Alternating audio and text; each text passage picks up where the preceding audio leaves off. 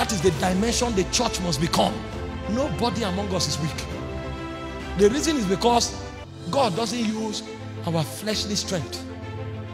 God uses his own energy that he puts on our inside. And when we begin to align with the Holy Spirit, there is something that power does. The word is elutero.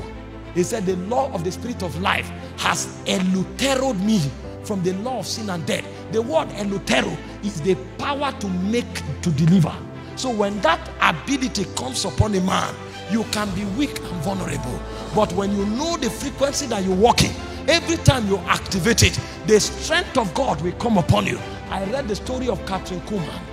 Every time she's about to go for a healing service, she paces the floor for 18 hours. 18 hours. That is 6 hours short of a whole day. What strength is that? It's the strength of an ox. The reason is because she knew how to ascend to the Spirit. There are many people that do business because there are things they look at in the Spirit. All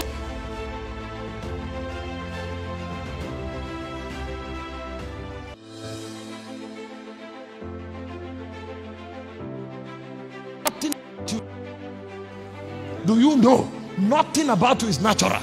Even your words are not natural. Nothing about you is natural.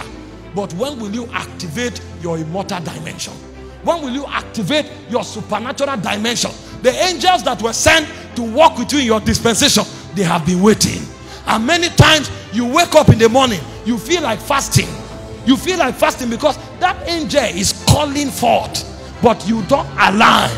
He said, when will you wear your garment of a warrior? Come on, Peter. I want to show you great and mighty things. Why won't you align? You feel like fasting, and after one day, you kill it, and then you go back again. When revival comes, warriors will rise. Warriors will rise. Warriors will rise. Those things you call disadvantages, those are the first places God will light upon. Because every time God comes, the way he showcases his excellency is to begin with your disadvantage, so that yourself will never take the credit. So he came to Moses. Moses was a stammerer. He said, go and speak for me.